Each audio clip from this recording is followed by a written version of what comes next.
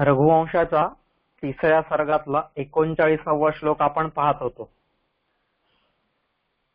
39वा श्लोक असा आहे की ततः परंतेन मखाय यज्वना तुरंगमुत्सृष्टमनर्गलं पुनः धनुर्भृतामग्रत एव रक्षिणाम जहार शक्रः किल गूढ विग्रह.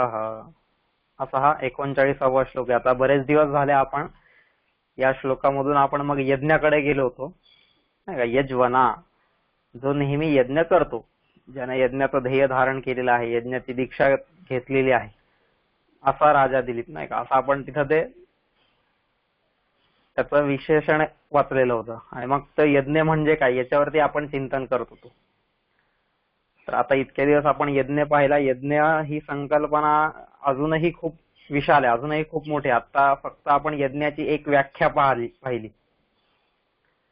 यज देव पूजा, संगतीकरणम, मैत्रीकरणम, दानम, एवढी एकच व्याख्या पाहिली आपण.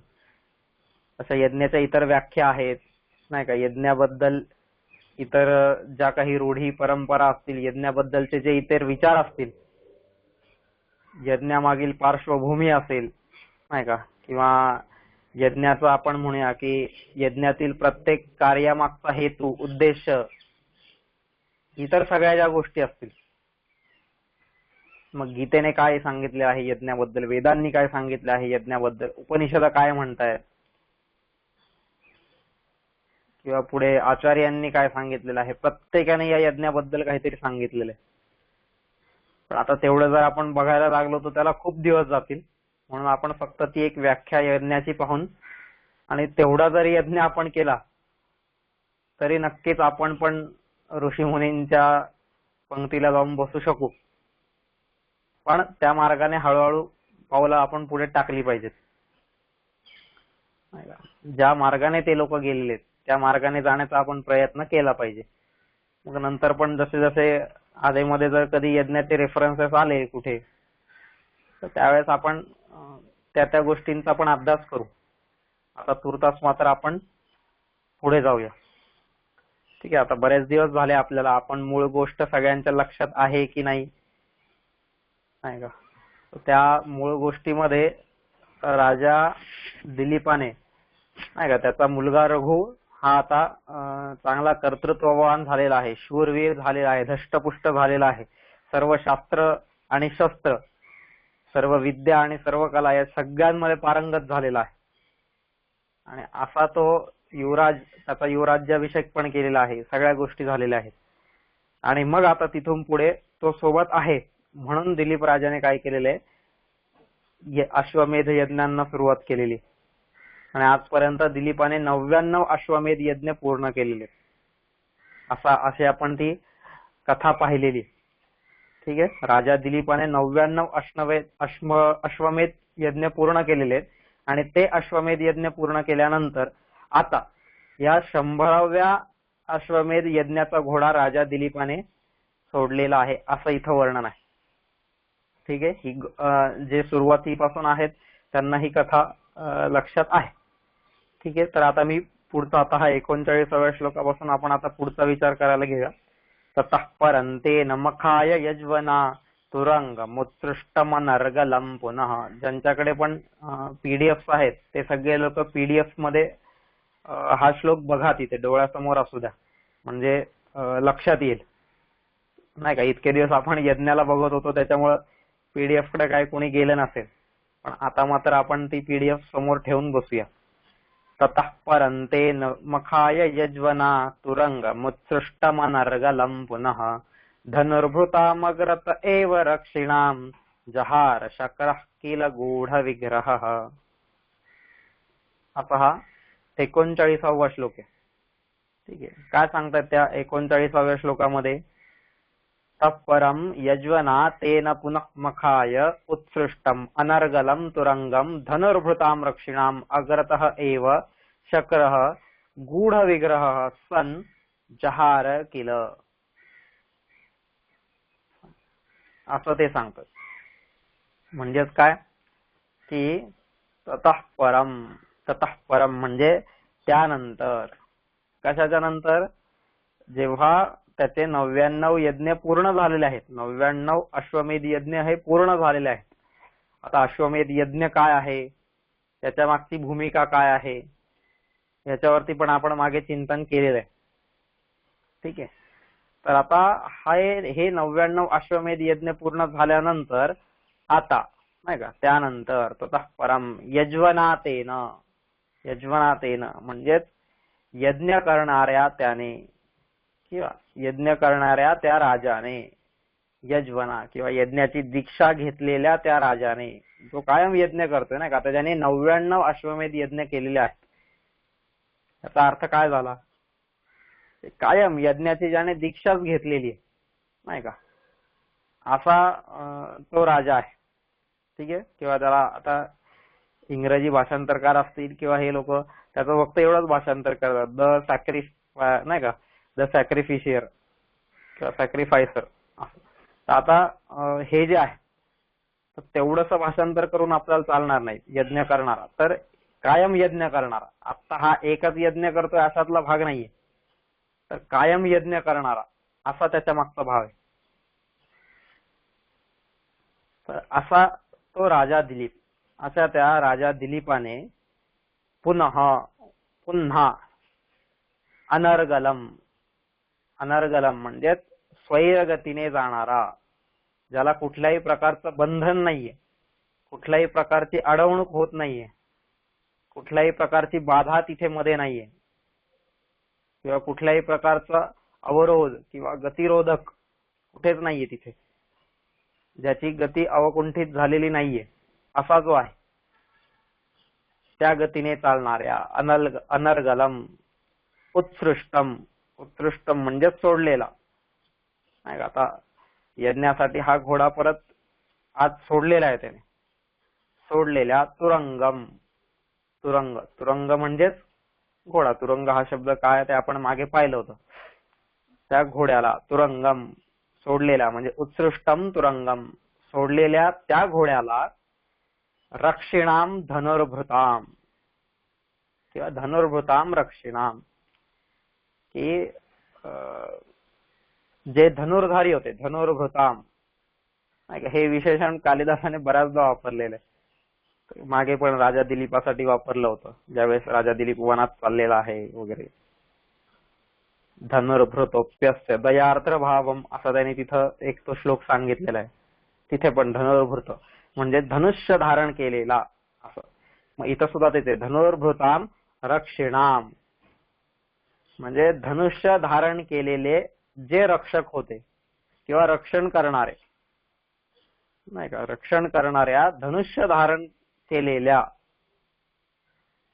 अशा लोकांसमोर नाही का, अग्रत एव, अग्रत एव म्हणजे त्यांच्या समोरच, त्यांच्या डोळ्यासमोर म्हणा, किंवा आपण एखाद्याला म्हणतो ना अगदी नाकावर टिच्चून म्हणा, किंवा अगदी नाका खालून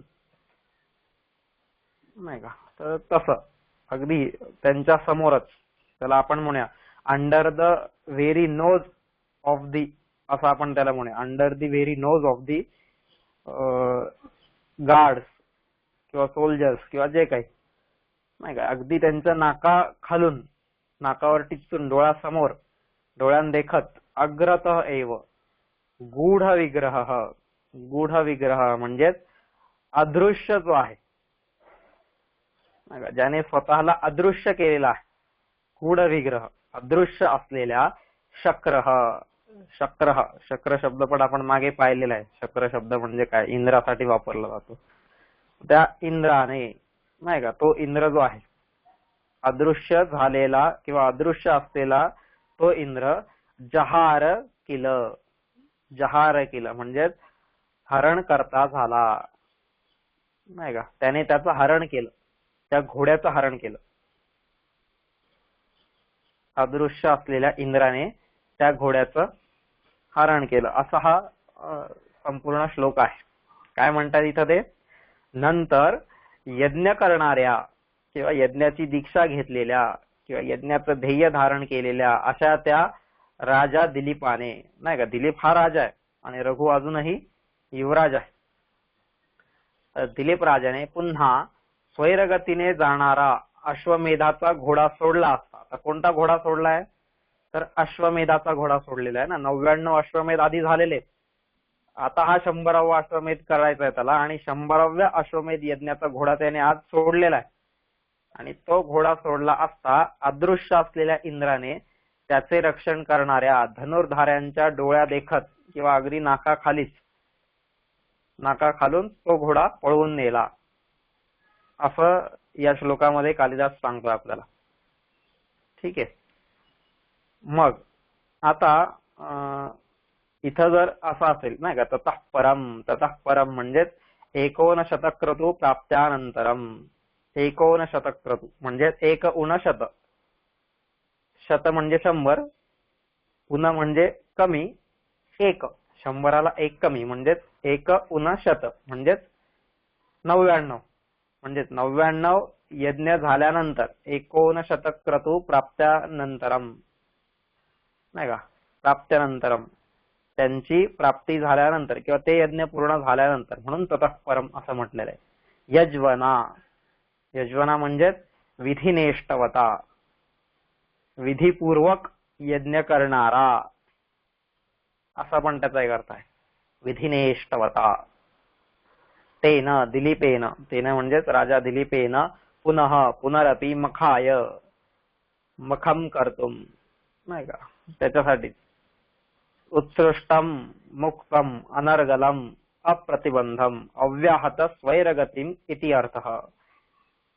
ज्याची स्वैरगती ही अव्याहत आहे, अजिबात कुठेही थांबलेली नाहीये. अनर्गलम अप्रतिबंधम, ज्याला कोणत्याही प्रकारचा प्रतिबंध नाही, अशी त्याची गती आहे.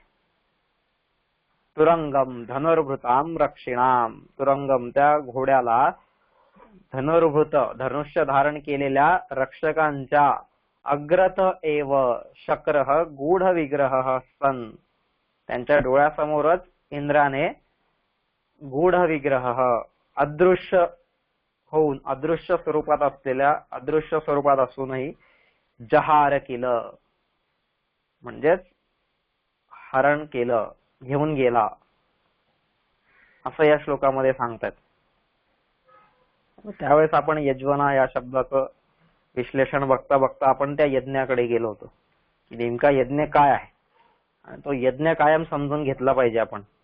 भारतीय संस्कृतीचा मूळ आधार आहे तो यज्ञ नाही का. म्हणून तर दिलीप राजाने एवढे यज्ञ केले होते. एवढा यज्ञ करणारा हा दिलीप राजा होता, त्याचं कारण ते होतं नाही का. तर आता इथं आपण वाचल्यानंतर इंद्र, ठीक आहे, आता मागे जसं पाहिलं होतं आपण की अश्वमेधाचं ज्यावेळेस आपण अश्वमेध यज्ञ काय आहे ह्याच्यावरती चिंतन करत होतो, त्यावेळेस आपण तिथं पाहिलं की राजा मग काय करतो, एक मुख्य युवराज नेमून त्याच्या मागे इतर 100 युवराजांना किंवा 100 सैनिकांना म्हणा आणि इतर बाकीचे जे काही चतुरंगी सेना असेल त्या सगळ्यांना त्या घोड्यामागे पाठवतो, आणि घोडा जिकडे जाईल तिकडे यांनी सगळ्यांनी जायचं असतं नाही का. आणि जर तो घोडा कोणी पकडला तर त्याच्याशी युद्ध करायचं वगैरे. आपण जे आता अश्वमेधाचं सगळ्या बऱ्याच आपण मला वाटतं त्याच्यावरती 2-3 दिवस चिंतन केलं होतं, त्यामुळे आता त्याच्यात नाही जात मी. पण हे जे आहे त्याच्या मागे ज्यावेळेस रघु राजा नाही अजून युवराज येतो, ज्यावेळेस रघु चाललेला आहे आणि त्याच्यासोबतचे इतरही जे कोणी राजकुमार असतील किंवा इतरही कोणी जे चतुरंगी सेना असेल सगळी, हे सगळे जात असताना आणि अगदी प्रत्येक जण कसे होते, अलर्ट होते एकदम, धनुर्भृत नाही का, धनुष्य धारण केलेले, शस्त्रास्त्रांनी एकदम अलर्ट होते, असे झोपा काढत नव्हते बसले तिथं. आणि असे ते त्यांच्या मागे चाललेले होते, डोळ्यात तेल घालून नाही का. कारण कधी कोण घोड्याला पकडेल सांगता येत नाही, त्याच्याशी युद्ध करावं लागेल. त्यामुळे कायम रोज तयार, वर्षभर चालणारा यज्ञ. आज मी तलवारीला धार लावून ठेवतो आणि महिन्याभराने बघतो असं चालत नाही.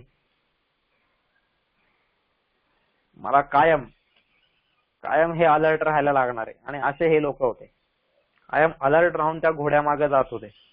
पण तितक्यात काय झालं, तो 100वा यज्ञ करत असताना जो घोडा सोडलेला आहे, आणि तो घोडा सोडला असल्यानंतर इंद्र तिथं आलेला आहे अदृश्य स्वरूपात.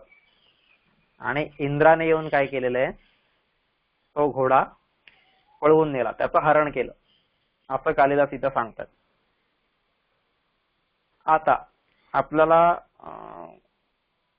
आता माहित नाही तुम्हाला प्रश्न पडलाय की नाही पडलाय किंवा कसा आहे, पण इंद्र हा काय आहे, आपल्या वैदिक संस्कृतीचा एक प्रमुख देवता आहे, सगळ्यात प्रमुख असं म्हटलं तरी आपण चालेल. वैदिक काळातला बरं का, आधुनिक काळातला नाही म्हणत मी, वैदिक काळातला. वेगवेगळे काळ आहेत ना आपल्याकडं, वैदिक काळ आहे, उत्तर वैदिक काळ आहे, किंवा असं, किंवा कोणी त्याला वेगवेगळ्या ह्याच्यात विभाजन केलेले की संहिता काळ, ब्राह्मण काळ, आरण्यक काळ, उपनिषद काळ, पुराण काळ आणि नंतर पुराणोत्तर काळ, असे हे सगळे ते काल विभाजन केलेले त्यांनी. मग या काल विभाजनामध्ये जर पाहिलं आपण तर वैदिक काळामध्ये इंद्राला सगळ्यात जास्त महत्व दिलेले. आणि मग ज्या देवाला सगळ्यात जास्त महत्व आहे, जो देव जी देवता सगळ्यात जास्त श्रेष्ठ मानली जाते समाजामध्ये, त्या देवाकडून आपण ही अशी अपेक्षा करू शकतो का की असे हे घोडे चोरणं म्हणा किंवा इतर काही, नाही का. त्याचं कारण काय, आपण आता बऱ्याच ठिकाणी पुराणांमध्ये म्हणा वगैरे या गोष्टी वाचतो की इंद्रपद हे कोणाला मिळतं, ज्याने 100 अश्वमेध यज्ञ केलेले आहेत त्याला इंद्रपद प्राप्त होतं, नाही का. इंद्र हे एक पद आहे. आणि मग त्या बघूया आपण थोडस इंद्र म्हणजे काय, कसा आहे, इंद्राचं काय इतिहास आहे किंवा इंद्र कोणाला म्हणतात, कसा आहे ते बघूया आपण थोडस. पण हा 100 अश्वमेध यज्ञ करतोय राजा दिलीप, आणि मग उद्या त्याचे 100 अश्वमेध यज्ञ पूर्ण झाल्यावर तो या गादीवर येऊन बसणार. मग ह्या सोडू बुद्धीच्या भावनेने इंद्र तिथे गेला आणि त्याने त्याचा घोडा पळवून आणला, बरोबर ना. आता कथांमध्ये तर आपल्याला ह्याच गोष्टी वाचायला मिळत आहेत, पण लॉजिकली ही गोष्ट आपल्याला पटते का बुद्धीला, नाही का. एकतर जो माणूस असं करत असेल तो तितका श्रेष्ठ तरी नसला पाहिजे. मग ठीक आहे, इंद्र असेल, तो येत असेल आणि हे लोकांचे यज्ञ विध्वंस करत असेल किंवा घोडा पळवत असेल, नाही का. कुठं विश्वामित्र बसले तपश्चर्येला की लगेच तिथं मेनकेला पाठवलेलं वगैरे बरेचसे प्रसंग आहेत असे इंद्राचे.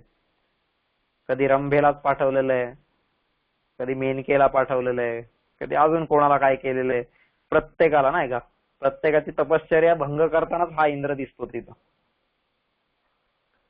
आणि मग मात्र कधी जर त्याच्यावरती संकट आलं ना तर त्यावेळेस परत तो या ऋषीमुनींकडे, देवी देवतांकडे, यांच्याकडेच येतो परत पुन्हा. पण त्यांना त्रास पण देतो तो, असं का बरं, किंवा याच्या मागचं काय लॉजिक असावं, याच्यावर आपण कधी विचार केलाय का. आणि मग तसं जर असेल तर मग आपल्या संस्कृतीमध्येच आपल्याला हे कॉन्ट्रडिक्शन दिसेल ना, परस्पर विरोधी भाव दिसतो की एकीकडे तुम्ही इंद्राची पूजा करताय, एकीकडे तुम्ही इंद्राला एवढं श्रेष्ठ मानतायत, नाही का. आपण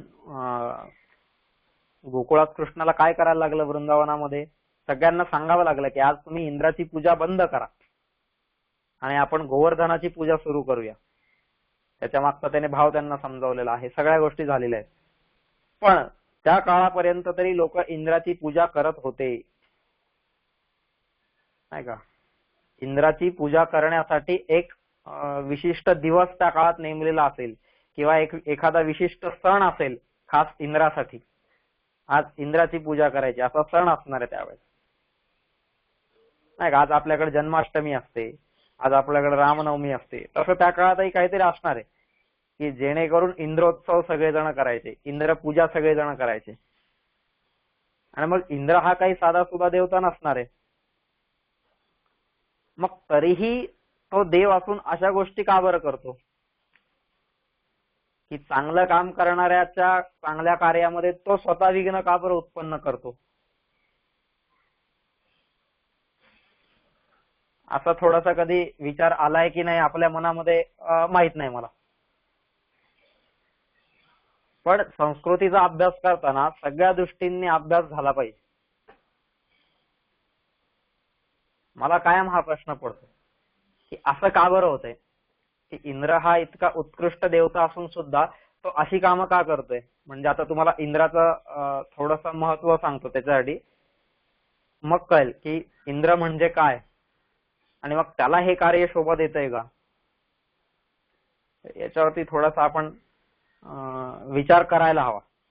ठीक आहे, की असा दुसरा यज्ञ करायला लागलेला आहे आणि मग त्याचा यज्ञ सफल होऊ नये म्हणून चला माझा त्याचा घोडा पळवून आणा, किंवा अशी जी पण काही कार्य असतील इंद्राची, मग ही कार्य आपल्याला बुद्धीला पटतात का, की हो या इंद्राने हे असं केलं पाहिजे का, काय वाटतं आपल्याला, त्याच्यावरती थोडासा विचार झाला पाहिजे. की इंद्र हा प्राचीन काळापासून आत्ताच्या काळापर्यंत कसा कसा आलेला आहे, काय काय झालेलं आहे, नाही का. तर आता इंद्र ही जी संकल्पना आहे, नाही का, आपण बघा कोणत्याही गोष्टींमध्ये बघा तुम्ही, रामायण असो, महाभारत असो, उपनिषदातल्या गोष्टी असो, किंवा रामायणाच्या आधीच्या पण काही काळातल्या गोष्टी असतील, किंवा पुढे पुराणातल्या गोष्टी असतील, या प्रत्येक ठिकाणी इंद्र येतो, प्रत्येक ठिकाणी.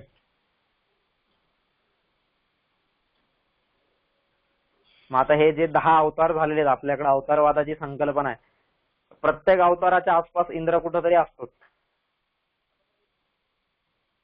प्रत्येक अवताराच्या आसपास. मग आता हा इंद्र काही इतके वर्ष जगला का, नाही का, हजारो वर्ष एकच माणूस जगेल का, तर ही गोष्ट अशक्य, हजारो वर्ष तो माणूस जगणार नाहीच. मग काय आहे, मग इंद्र हे एक पद आहे. ठीक आहे, इंद्र हे एका पदाचं नाव आहे. तसं आज आपल्याकडे असतंय की नाही, पंतप्रधान, मुख्यमंत्री.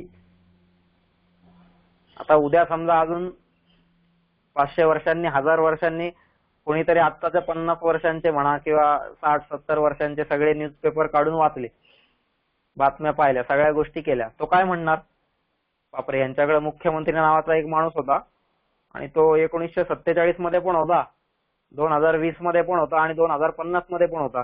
म्हणजे तो असा जगला किती वर्ष आणि त्यांनी राज्यकारभार केला किती वर्ष.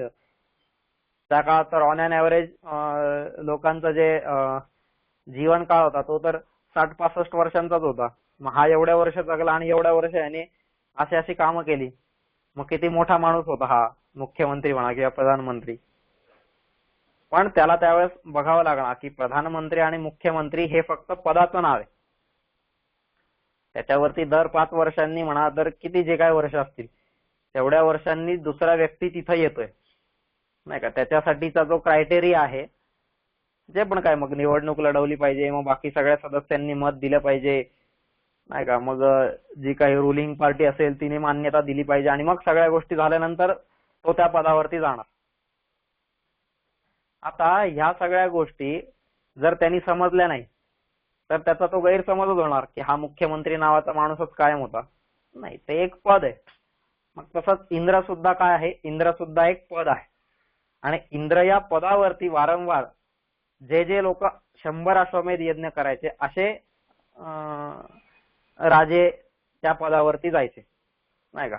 इंद्र या पदावरती राजाच जायचा, कारण अश्वमेध यज्ञ हा राजाने करायचा यज्ञ, क्षत्रियाने करायचा यज्ञ, आणि त्याच्यामुळे जो 100 अश्वमेध यज्ञ पूर्ण करेल तो त्या पदावरती आसनस्थ होऊ शकायचा, नाही का.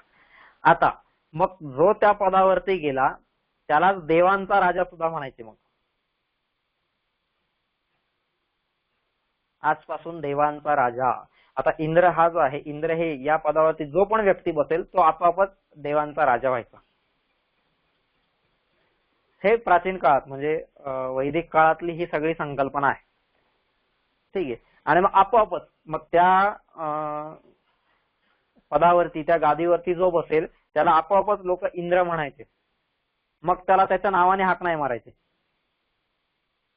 नाही का. आता समजा दिलीप राजाने जर 100 अश्वमेध यज्ञ पूर्ण केले असते आणि मग दिलीप राजा जर त्या गादीवरती बसला असता, मग त्याला महाराज दिलीप कोणीच नसतं म्हटलं, मग त्याला इंद्र, नाही का, असंच त्याला लोकांनी संबोधलं असतं. म्हणून कायम बघा प्रत्येक ठिकाणी ना इंद्र हा उल्लेख येतो, पण कोणता इंद्र हा उल्लेख ते आपल्याला सांगत नाही, फक्त इंद्र असंच म्हणतात. मग आता हे जे विवरण आहे, हे जे सगळं वर्णन आहे, हे अगदी पुराणांमध्ये सुद्धा मिळतं. पुराणांमध्ये सुद्धा इंद्र येतोच तिथं. ते ब्राह्मण ग्रंथ असतील, आरण्यक ग्रंथ असतील, पुराण असतील, सगळ्यांमध्ये हा इंद्र येतो. आणि त्याच्या पुढे पण म्हणजे रामायणात सुद्धा येतोय आणि महाभारतात सुद्धा येतोय. तिथून पुढच्या वाङ्मयामध्ये जरा इंद्र येणं कठीण झालं नाही का. जसं महाभारत झालं ना, व्यासांनी महाभारताची रचना केली, मग महाभारतानंतरच्या ज्या मूळ रचना होत्या नाही का, महाभारत आणि रामायणावर आधारित ज्या रचना असतील त्यांची गोष्ट करत नाहीये मी. कारण महाभारत आणि रामायणावर आधारित रचनांमध्ये परत इंद्र हा येणारच आहे, किंवा पौराणिक कथांवरती आधारित ज्या रचना आहेत त्यांच्यावरती पुन्हा इंद्र हा येणारच आहे. पण त्या सोडून इतर ज्या काही रचना असतील त्या रचनांमध्ये मात्र इंद्र येताना दिसत नाहीये. मग पुढे आपल्याला असं काय झालं असावं की तिथपर्यंतच कथांमध्ये इंद्र आलेला आहे आणि तिथून नंतरच्या कथांमध्ये इंद्रच नाहीये नाही का. हा जो फरक आहे. मग आता त्याच्यामध्ये पण की हा जो इंद्र आहे, हा इंद्र काय करायचा की त्याच्या जागेवरती कोणी येऊ नये, त्याचं पद कोणी हिरावून घेऊ नये म्हणून तो कायम अलर्ट असायचा. कायम तो नाही का, कोणी असेल मग तिथं, असं आपल्याला दिसतं की माझी खुर्ची सुटता कामा नये. मग त्याच्यासाठी जे करावं लागेल ते सगळं मी करेल. अच्छा, आज अमुक अमुक ऋषी तपश्चर्याला बसलेत, मग चालेल, त्यांची तपश्चर्या भंग करायला मी अप्सरा पाठवून देतो. अमुक अमुक राजा यज्ञ करतोय, मग त्याचा घोडाच पळून आणतो. अमुक अमुक असं असं करतोय, मग त्याच्या यज्ञात काय वरून पाऊसच पडतो. काहीतरी म्हणजे अशा प्रत्येक ठिकाणी वेगवेगळ्या कथा या आलेल्या आहेत.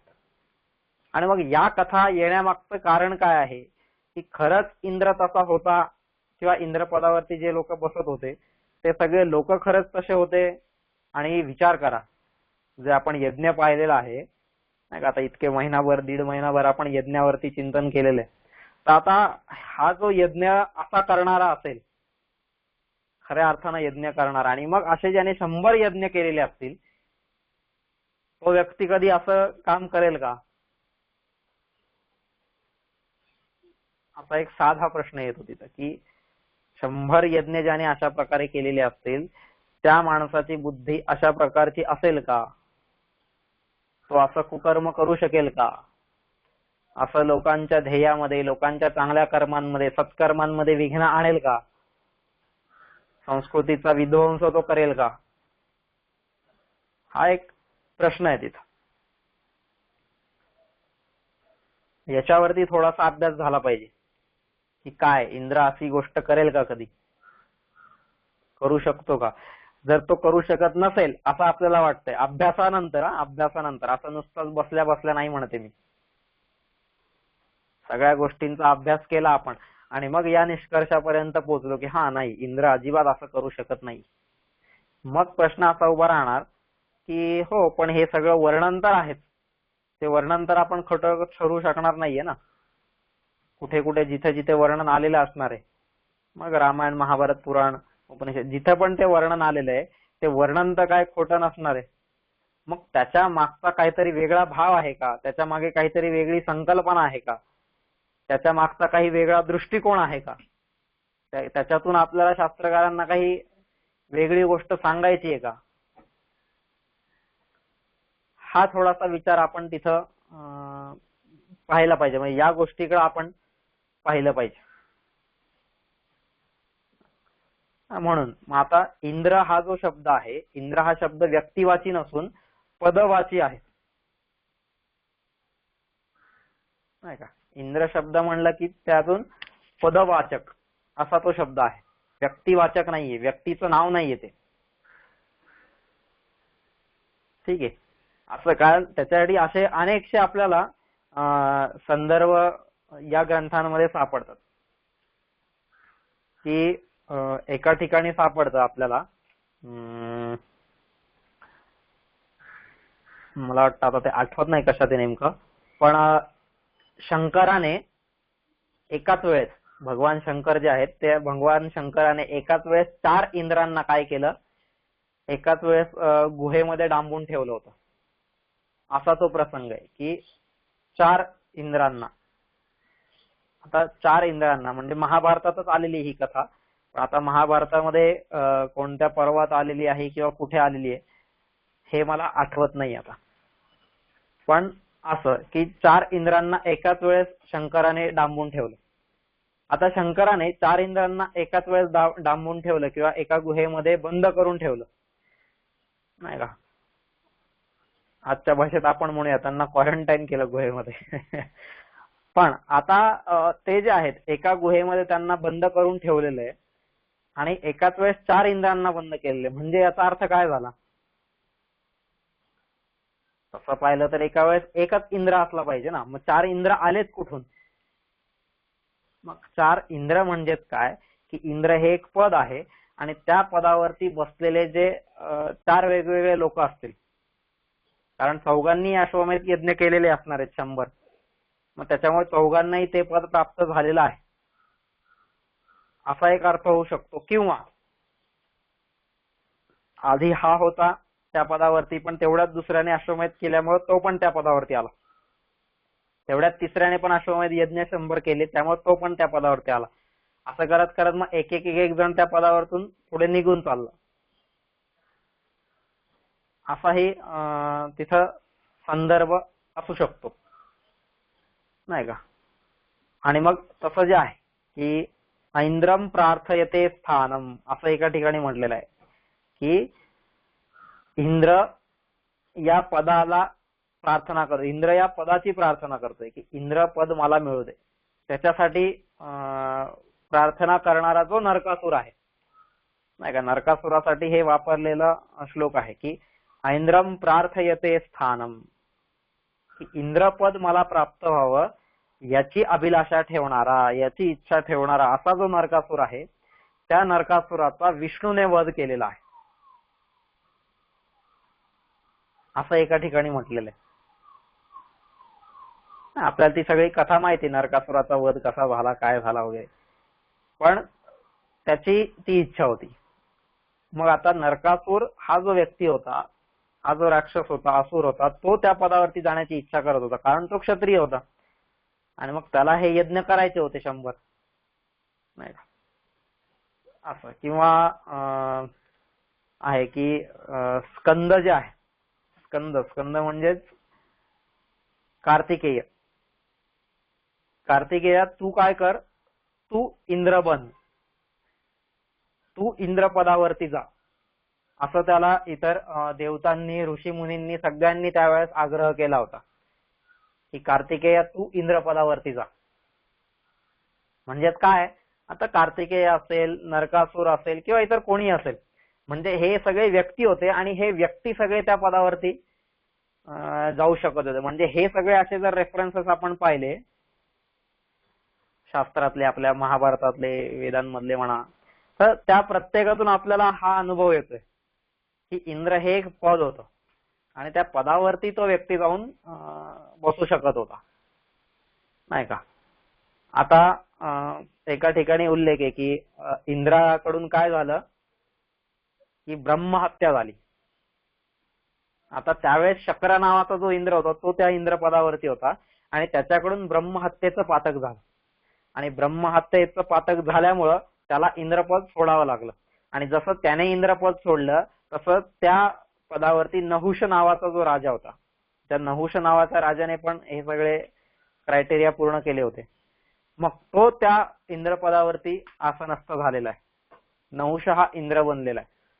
आणि मग नंतर नहुषाचं पतन झाल्यानंतर विष्णूंनी आदेश दिला आणि विष्णूंच्या आदेशानुसार त्या शक्राने, जो आधीचा शक्र होता त्या शक्रानेच पुन्हा यज्ञ केलेले आहेत आणि पुन्हा ते इंद्रपद मिळवलेले. म्हणजे त्या यज्ञानंतर त्याची पापमुक्ती झाली असेल वगैरे वगैरे सगळ्या गोष्टी, नाही का. यज्ञ का करायचा याची मागे आपण कारण पण पाहिलेली होती. कोणी पापमुक्तीसाठी करते, कोणी पुण्यप्राप्तीसाठी करते, कोणी समाज उत्थानासाठी करते, कोणी भगवत कार्य म्हणून करते, कोणी कृतज्ञता म्हणून करते, वेगवेगळी कारण आहेत. आता यज्ञावरती खूप मोठा विचार हा सगळा करून ठेवलेला आहे, अभ्यास केला पाहिजे आपण प्रत्येकाने त्याचा. तर मग ते विष्णूने सांगितलं आणि म्हणून हा परत त्या पदावरती येऊन बसलेला आहे, असा एका ठिकाणी आपल्याला महाभारतातच तो पण असा उल्लेख सापडतो, नाही का. आणि त्याच्याशिवाय पण इंद्रपद जे आहे किंवा इंद्रत्व ज्याला आपण म्हणूया, त्याचे अनेक संदर्भ आपल्याला तिथं सापडू शकतात. आता विष्णू पुराण जे आहे आणि विष्णू पुराणाचा जो तिसरा भाग आहे, त्या तिसऱ्या भागातल्या प्रथम आणि द्वितीय जे अध्याय त्यांच्यामध्ये, आणि तसंच जे भागवत पुराण आहे, श्रीमद भागवत पुराण, त्याच्यामध्ये पण त्याच्यातला जो 8वा स्कंद आहे तिथं सुद्धा पहिल्या 13व्या अध्यायामध्ये 14 मन्वंतर सांगितलेली आहेत. त्या 14 मन्वंतरांचे जे 14 वेगवेगळे इंद्र होते, तर त्या 14 इंद्रांची तिथं नावं दिलेली आहेत त्यांनी. जे पण काही 14 इंद्र होऊन गेलेले, 14 आता प्रत्येक मन्वंतर ही गोष्ट आपल्याला माहिती आहे, पण आता एक इंद्र हा पण काय संपूर्ण एक मन्वंतर भर राहू शकत नाही, कारण मन्वंतर हा काळच खूप मोठा आहे. मग तेवढं एक मन्वंतर, आता त्याचा कालगणना कशी आहे काय आहे ते तुम्हाला इंटरनेटवरती पण सापडून जाईल, किंवा इतर तुम्ही ग्रंथांमध्ये अभ्यास केला तरी एक मन्वंतर म्हणजे किती काळ, एक युग म्हणजे किती काळ वगैरे वगैरे असे त्याच्यातले खूप अशी ती कालगणना आहे सगळी. पण मग एका मन्वंतरामध्ये एकच माणूस इंद्र होईल अशातला भाग नाहीये, पण तरी सुद्धा त्यांनी तिथं 14 मन्वंतरांचे 14 इंद्र सांगितलेले आणि त्या 14 इंद्रांची त्यांनी नावं पण तिथं दिलेली. पण सांगण्याचं तात्पर्य आहे की इंद्र हे एक पद आहे आणि त्या पदावरती हे लोक जाऊन आसनस्थ होत आहेत. मग आता हे जे इंद्र पद आहे, या इंद्रपदाचं काय महत्व आहे, किंवा इंद्र जी देवता आहे त्या इंद्र देवतेचं काय महत्व आहे, नाही का. तर देवांचा राजा असं आपण त्याला म्हणतोय, नाही का. आणि पण त्याची निवड कशी व्हायची, नाही का, काहीतरी निवडणूक असेल का त्या काळात, निवडणूक लढवायची का, चला मला इंद्र व्हायचंय, मी आज इंद्रपदासाठी उभा राहतो, बाकीच्यांनी वोट करा, असं काही होतं का, नाही. असं तर काही कुठं उल्लेख दिसत नाहीये. पण 100 अश्वमेध यज्ञ झाले की मग तू इंद्रपदावरती जाऊ शकतोस असे उल्लेख सापडतात आपल्याला. आणि हा जो इंद्र आहे, हा इंद्र वैदिक साहित्यामध्ये त्याची खूप मोठी आपण ज्याला म्हणूया कीर्ती होती, प्रसिद्धी होती, महत्व होतं. पण जसं पुढे पुढे आपण सरकत गेलो, मग पुराण साहित्याकडे जसं जसं आपण वाटचाल करू, आणि पौराणिक साहित्यामध्ये जर आपण पाहिलं तर तिथं मात्र इंद्राची जी महत्ता आहे ती खूप कमी झालेली दिसते. आणि त्या इंद्राच्या महत्तेच्या जागेवरती त्रिदेव जे आहेत आपले, ब्रह्मा, विष्णू आणि महेश, या त्रिदेवांची काय ज्याला म्हणूया आपण जास्त महत्व आलेलं आहे, त्या त्रिदेवांना जास्त महत्व आलेलं आहे. असं का झालं किंवा कसं कसं झालंय, त्याच्या मागची कारण काय आहेत, हा सगळा अभ्यासाचा एक वेगळा विषय. त्याच्यामध्ये काही विद्वानांनी अभ्यास करून पण ठेवलेला असेल, पण आपण तिथपर्यंत गेलो पाहिजे, आपण या सगळ्या गोष्टी वाचल्या पाहिजेत. मग आता हा जो इंद्र आहे साधा सुद्धा देवता नाहीये. ऋग्वेदामध्ये एकूण 1028 सूक्त आहेत. ऋग्वेदामध्ये 1028 एकूण सूक्त संख्या, आणि त्या 1028 सूक्तांमधली 250 सूक्त, नाही का, 250 250 सूक्त ही फक्त आणि फक्त इंद्राची सूक्त आहेत. इंद्र सूक्त त्यांना म्हणतात, की त्यांच्यामध्ये फक्त आणि फक्त इंद्राची स्तुती केलेली आहे, इंद्राचं वर्णन केलेलं आहे, इंद्राचा पराक्रम सांगितलेला आहे, इंद्राचं जीवन त्यांनी सांगितलेलं आहे त्याच्यामध्ये. मग इंद्र दिसायचा कसा, वागायचा कसा, त्याची कृती काय होती, तो लढायचा कसा, सगळ्या गोष्टी त्याच्यामध्ये आलेल्या आहेत. मग इंद्र हा सगळ्यांना कशी मदत करतो, इंद्राचं कार्य काय आहे, इत्यादी प्रकारच्या सगळ्या गोष्टी त्यांनी त्या 250 सूक्तांमध्ये मांडलेल्या आहेत. आता 1028 सूक्तांपैकी जर 250 सूक्त ही इंद्राची आहेत, म्हणजेच नाही का, वरचे समजा 28 सोडून द्या, 1000 पैकी जरी आपण 250 म्हटलं तरी जवळपास तो पाव भाग झालेलाच आहे, नाही का. म्हणजेच ऋग्वेदाचा पाव भाग हा फक्त आणि फक्त इंद्राच्या स्तुतीने भरलेला आहे, इंद्र सूक्तांनीच भरलेला आहे. म्हणजे इतकं त्या इंद्राला महत्व होतं. नाही आज आपण काय, आपण सगळे वेद उपनिषद असं रोज सगळे म्हणत असतो प्रत्येक जण, पण कधी कोणी वेद उघडून पाहिलाय का नाही पाहिलाय काय माहिती, वेदाचा अभ्यास केलाय का नाही काय माहिती. पण हा वेद आपण रोज वेदांवरती बोलतो बरं का, नाही आमच्या संस्कृतीचे वेद, आमच्या संस्कृतीचे वेद. अरे पण तू कधी उघडून पाहिलायस का ऋग्वेद काय आहे, काळा आहे का गोरा आहे, उजवीकडून डावीकडे लिहिलाय का डावीकडून उजवीकडे लिहिलाय, वरून खाली लिहिलाय की खालून वर लिहिलाय, कसा लिहिलाय, काय लिहिलाय, कोणत्या भाषेत लिहिलाय, कोणत्या लिपीमध्ये लिहिलाय, कोणत्या काळामध्ये लिहिलाय, त्याच्यात काय सांगितलेलं आहे, त्याची अनुक्रमणे काय काय आहे, त्याच्यात वर्णविषय काय आहेत, त्याचे कोणकोणत्या गोष्टींचं वर्णन केलेलं आहे, त्याच्यातून काय सांगितलेलं आहे, त्याच्यावर आधारित ग्रंथ कोणते आहेत. हा कधी आपण विचार केलाय का, याच्या बाबतीत आपण कधीतरी पाहिलंय का. अख्खं आपलं जीवन असंच चाललंय, तरी आपण नुसते वेद वेद वेद घेऊन घोषणा करत पुढे चाललेलो. पण ते वेद नेमकं काय आहे, कसा दिसतो वेद, हे कधी आपण उघडून पाहिलेलंच नाहीये. त्याच्यासाठी आपल्याला वेळ मिळत नाही. बाकी सगळ्या गोष्टी आपण करतो, पण नेमके मुळात वेद काय आहेत. दयानंद सरस्वतींनी त्याच्यासाठी सांगितलेलं आहे, अरे जा पुन्हा त्या वैदिक वाङ्मयाला उघडून वाचा. आज तुम्ही फक्त वेद वेद वेद वेद करत फिरताय, पण त्या वेदामध्ये नेमकं काय सांगितलेलं आहे हे तुम्ही कधी वाचूनच बघितलेलं नाही.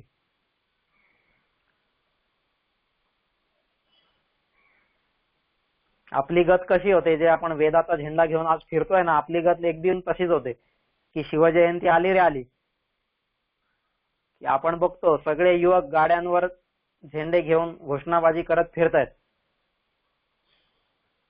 पण त्याच्यातलं बघा तुम्ही कधी करून बघा, म्हणजे मी करून पाहिलेलं आहे म्हणून एक अनुभव सांगतोय. एक दिवस असं शिवजयंतीला सगळे चालले होते आणि मग एकाला थांबून विचारलं मी, शिवचरित्र जरा मला तू सांग जरा 10 मिनिटं.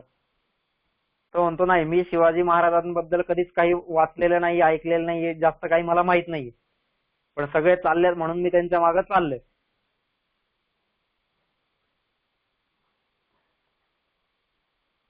मग तो झेंडा घेऊन जाण्यात उपयोग काय.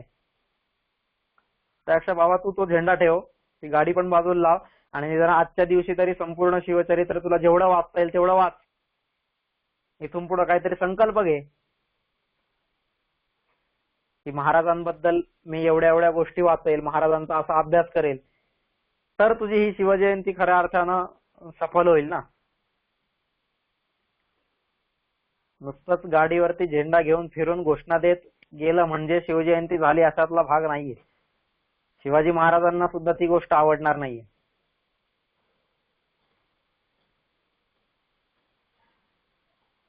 त्याच्या मागचा विचार काय ही गोष्ट आपण पाहिली पाहिजे ना.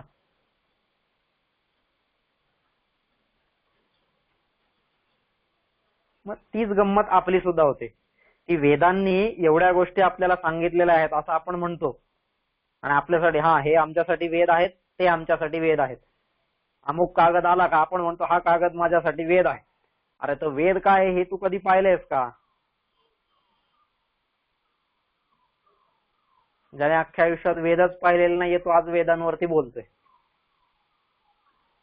तेच पाश्चात्य लोक जर आपण पाहिले, त्यामुळे खरंच आहे मॅक्स मुलर सारखे जे लोक आहेत ना, खरंच ते ऋषीच लोक आहेत हे लोक,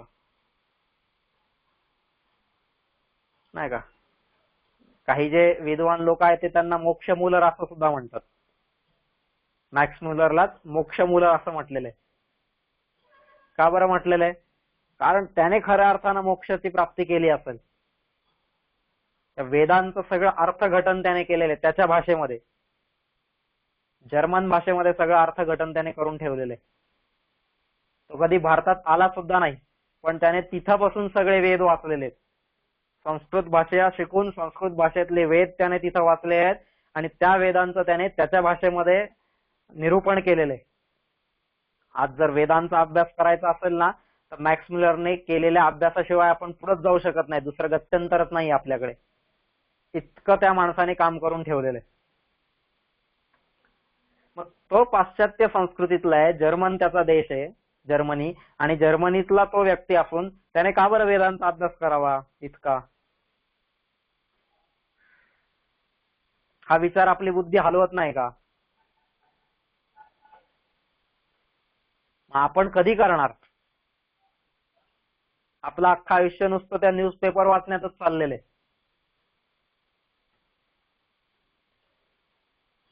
याचं वाचन कधी करणार आपण? बघा ना, प्रत्येकाने स्वतःला विचारून बघा की मी स्वतः वेद पाहिलेला आहे का? मी स्वतः वेदाचा अभ्यास केलेला आहे का? मूळ वेदाकडे मी गेलेलो आहे का?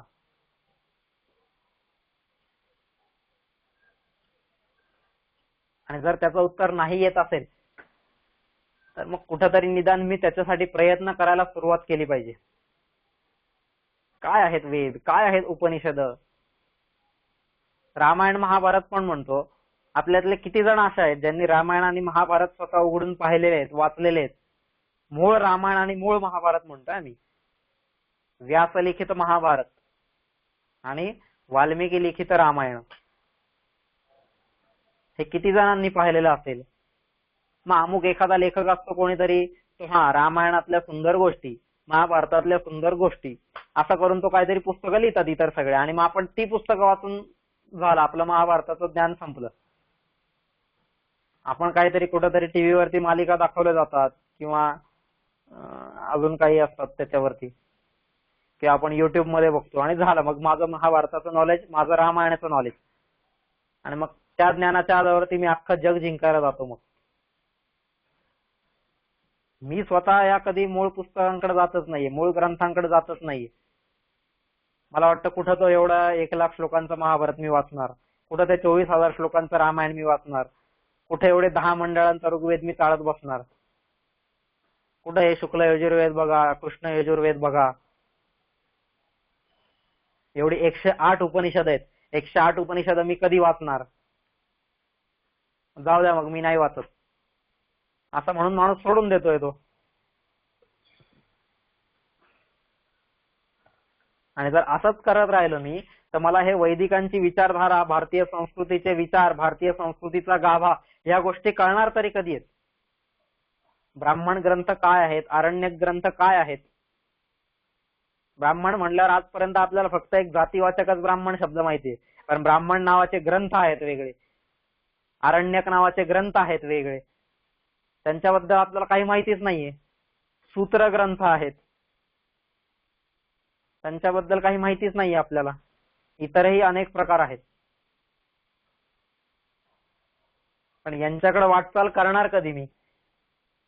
आणि ती जर करत नसेल मी तर खरंच ते वृथागतं तस्य नरस्य जीवनम, त्या माणसाचं जीवन हे व्यर्थ झालेलं आहे. मग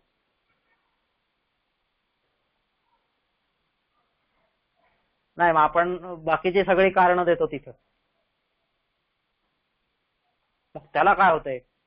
मला 4 ज्ञानाच्या गोष्टी माहिती नसल्या तरी चालतील, भगवंत हा फक्त माझ्यातला भाव बघतो आणि माझा भाव बघून भगवंत मला घेतो. नुसता भाव असून उपयोग आहे का?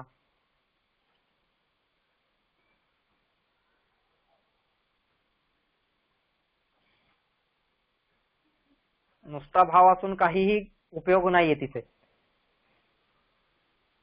एखाद्या मुलीला लग्न करायचंय आणि काय मुलगा काय करतो? नाही, मुलाचा माझ्यावरती खूप जीव आहे, मुलाचा माझ्यावरती खूप जीव आहे. अरे पण तो करतो काय? काय कमवतो का? नाही कमवत. नाही नाही, त्याचा माझ्यावरती भाव खूप आहे, त्याचा माझ्यावरती भाव खूप आहे, मी त्याला जेवायला घाला. अरे तू कशाला त्याला? मग तो काय असाच बसून राहणार का? असं आहे, नुसता भाव असून चालत नाहीये, भावासोबत बुद्धी सुद्धा असली पाहिजे. नुसती श्रद्धा असून चालत नाहीये. जर नुसती श्रद्धा असेल तर त्या श्रद्धेचं रूपांतर कधी अंधश्रद्धेत होईल हे सांगता येत नाही. का? कारण तिच्या जोडीला बुद्धी नाहीये.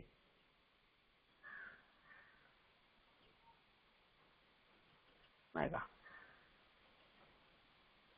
शास्त्रेषु अकुंठिता बुद्धी, हे आपण जे मागं याचं पाहिलेलं आहे विशेषण, नाही का? की शास्त्रांमध्ये जिला कुठेही अवरोध नाहीये अशी त्याची बुद्धी होती. सगळी शास्त्र त्याला माहिती आहेत. आपल्याला शास्त्र या शब्दातच काय काय येतं हेच माहित नाही. नुसतंच कायम बघा, जे मासे खूप जण दिसतात, खूप जण सापडतात मला तर नेहमी कायम शास्त्रांनी हे सांगितलंय, शास्त्रांनी हे सांगितलंय, शास्त्रांनी हे सांगितलंय, आणि त्याला विचारलं ना, अरे शास्त्र म्हणजे काय सांग जरा मला, ती गोष्टच त्याला माहित नाही. शास्त्र कशाला म्हणतात, शास्त्रामध्ये काय काय येतंय, काय येत नाही, ही गोष्टच त्याला माहिती नाहीये. पण तो काय सांगतो, हा शास्त्र असं म्हणतं, शास्त्र तसं म्हणतं. पण अरे शास्त्र म्हणजे काय नाही माहिती. असं जर माझं जीवन असेल तर त्या जीवनाला काहीतरी एक सुगंध येणार आहे का, काहीतरी एक अर्थ त्या जीवनाला उरणार आहे का? मग चाललोय नुसते झेंडे घेऊन आपण, वैदिक संस्कृती, वैदिकांची विचारधारा. अरे वैदिकांनी जे काही लिहून ठेवलंय ते तर वाचा, त्यांना ज्या गोष्टी सांगायच्या त्या तर अभ्यासा. पण नाही, आम्हाला त्या गोष्टींसाठी अजिबात वेळ नाही. बाकीचे आम्ही मग इतर काय जे नाही का, चित्रपटांच्या नायिका काय करतात, चित्रपटांचे नायक काय करतात, मग त्याच्यावरचे आधारित आम्ही पुरवण्या वाचत बसू, इतर सगळ्या गोष्टी आम्ही वाचत बसू. त्या प्रत्येकासाठी आम्हाला वेळ, पण या गोष्टींसाठी अजिबात वेळ नाही आमच्याकडे. सायणाचार्य असतील, दयानंद सरस्वती असतील, शंकराचार्य असतील, मॅक्स मुलर सारखे लोक असतील, अख्खं जीवन त्यांनी या वेदांमागे त्यांचं घालवलेलं आहे, आणि तरी पण ते लोक म्हणतात की आम्हाला वेळ कमी पडलाय. आपण कधी जाणार या गोष्टींकडे, आपण कधी जाणार? आता आपण जसं जीवन जगतोय ना, तसं जर जीवन सगळेच लोक जगतायत, मग किड्या मुंग्या पण जन्माला येत आहेत सगळे, आणि असं त्यांचा मौज मजा करत नाही का चाललंय, आणि एक दिवस मरतायत. कोणी बघा ना, मुंगी जन्माला आली काय करते तिला माहिती, दुसरीकडचं आणून माझ्या वाळवळात ठेवायचंय, आणि एक दिवस ते आणता आणताच ती मरते. मग तीच गत जर आपली पण होत असेल नाही का, दिसला पैसा का आण आपल्या बँकेत ठेव, दिसला पैसा का आपल्या अकाउंट मध्ये टाक, एवढंच आपण करतोय. रोज तो पैसा, रोज ते धन संपत्ती गोळा कर, तेवढंच काम चाललेलं आहे. मग त्या मुंगीमध्ये आणि माझ्यामध्ये फरक काय आहे? हा विचार आपण कधी करणार? आणि हा जर विचार करण्याची बुद्धीची कुवत आपल्याची नसेल नाही का, जी बुद्धी तिथपर्यंत पोहोचूच शकत नसेल, त्याला मंद बुद्धी म्हटलेलं आहे. मग आपण नाही, आपण सहज कोणाला पण म्हणतो मंद आहे का रे, मंद बुद्धीचा आहे का रे, जड बुद्धीचा आहे का रे तू, आपण सहज एखाद्याला म्हणतो नाही का. पण ते जड बुद्धीचा याला म्हटलेलं आहे, मंद बुद्धीचा याला म्हटलेलं आहे, की ज्याच्या बुद्धीची झेप, ज्याच्या बुद्धीची गती तिथपर्यंत जातच नाहीये, त्याला म्हटलेलं आहे. आपण एखाद्याला व्यवहारातलं काही कळालं नाही की लगेच म्हणतो ना, हे मंद बुद्धी, याला नका सांगू का. ते मंद बुद्धी हा शब्द तिथं व्यवहारासाठी नाहीये. ज्याच्या बुद्धीची गती ही वेदांकडे, शास्त्रांकडे, उपनिषदांकडे, ब्राह्मणांकडे, ब्राह्मण ग्रंथ बर का, ब्राह्मण ग्रंथांकडे, आरण्यक ग्रंथ, या सगळ्यांकडे मंद झालेले आहे, त्याला मंद बुद्धीचा म्हटलेला आहे. आपण कधी या गोष्टी वाचणार? हा कधी आपण अभ्यास करणार की 128 पैकी 250 सूक्त ही इंद्रावरती आहेत, मग त्या 250 सूक्तांमध्ये काय दिलेलं आहे, इंद्राबद्दल काय सांगितलेलं आहे, आणि ज्या पावभाग त्या देवाची एकट्याची स्तुती होते, म्हणजे त्या देवाचं महत्व किती असेल. मग तरी तो देव असं गोष्ट का करतोय, ह्याच्यावरती थोडासा विचार करा, त्याच्यावरती चर्चा करा एकमेकांशी. आपली चर्चा वेगळीच असते. मार्केट उद्या किती वाढणार आहे, सोन्याचा भाव उद्या किती चढणार आहे, परवा किती खाली येणार आहे, अरे या चर्चेनी माझं जीवन फुलणार आहे का? या चर्चेने मी भगवंताच्या मांडीवरती बसण्याच्या दिशेने एक पाऊल पुढे जाणार आहे का? मग त्या चर्चेला अर्थ काय? जर मी जाऊच शकत नाही एक पाऊल पुढे, तर त्या चर्चेला काही अर्थच उरत नाही ना. मग हा विचार आपण कधी करणार? तो विचार कायम झाला पाहिजे. तर कुठेतरी मी एक ताठ मानेने या ऋषी मुनींसमोर, साधू संतांसमोर उभा राहू शकेल की हा तुम्ही जे काम करत आहात ना, तुम्ही ज्या मार्गाने जात आहात त्याच मार्गाने मी सुद्धा येण्याचा प्रयत्न करतोय. आपण नुसतेच मागं नावं लावून फिरतो. द्विवेदी, त्रिवेदी, चतुर्वेदी. आता चतुर्वेदीने कधी एकही वेद उघडून पाहिलेला नसतो. आता ज्यांनी असेल त्यांच्याबद्दल नाही म्हणत मी, पण असतात असे बरेचसे. माझा एक मित्र होता, त्याचं नाव त्रिवेदी होतं. आता त्रिवेदी म्हणलं का रे तुझं नाव हे? तो काय नाही, परंपरेने आलेलं आहे असं. त्याला सांगितलं अरे त्रिवेदी म्हणजे असं असं आहे, त्याचा अर्थ असा असा आहे. मग तू कधी एक तरी वेद वाचलायस का, वेद मध्ये पाहिलायस का? तर अक्षरशः तो काय त्याने उत्तर दिलं मला, हो मी वेद हे फक्त नाव ऐकलेलं आहे, पण ते काय आहे वेद हे माहित नाहीये मला, असं तो म्हटला. आता आपण नुसतीच नावं घेऊन फिरतोय, द्विवेदी, त्रिवेदी, चतुर्वेदी, आणि त्यांची नावं आहेत म्हणून त्यांना दोष देण्यात काय अर्थ नाहीये. आपण तरी काय केलेलं आहे? आपण हे सगळे असेच आहेत. वेद कधी उघडून पाहिलेलेच नाहीयेत आम्ही.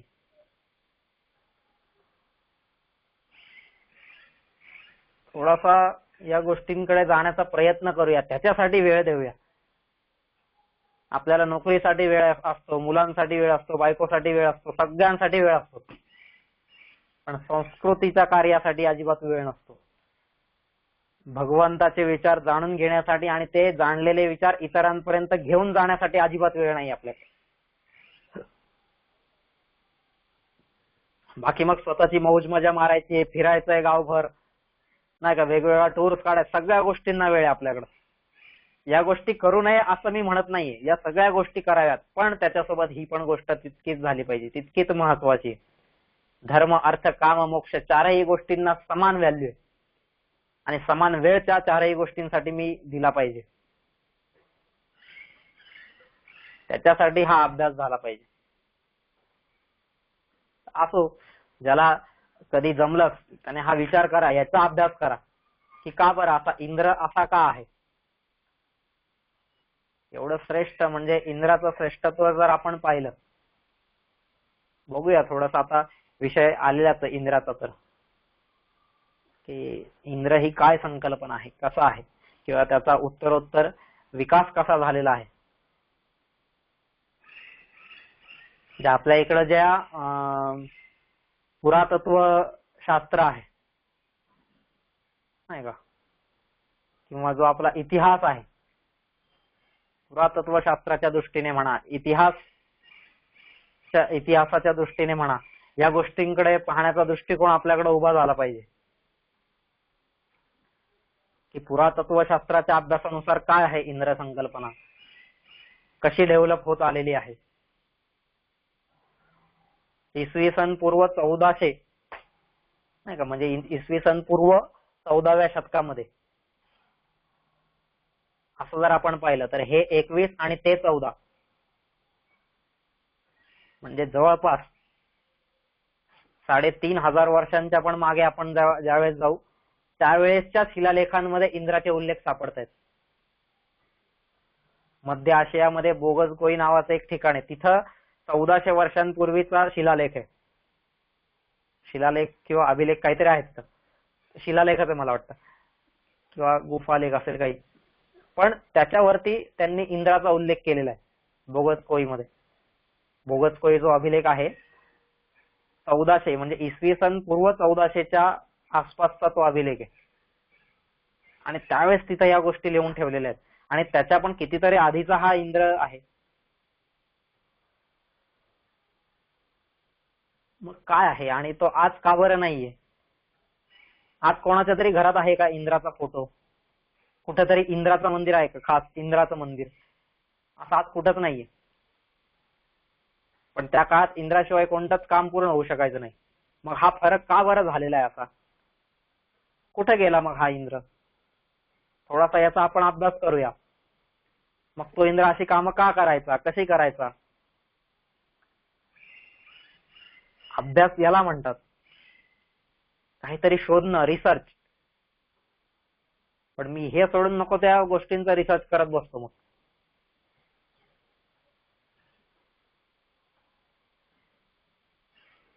थोडासा विचार झाला पाहिजे प्रत्येकाचा त्याच्यावरती. मी जर आज माझी संस्कृती समजलो नाही तर मी ती पुढे नेण्यास अजिबात सक्षम होणार नाहीये, पुढे घेऊनच जाऊ शकत नाहीये. निदान त्याच्यासाठी तरी मला हा अभ्यास केला पाहिजे. नुसताच भाव असून चालणार नाही, भावासोबत बुद्धी पण पाहिजे तितकीच. बघूया, आपण सगळेजण प्रयत्न करूया त्यासाठी,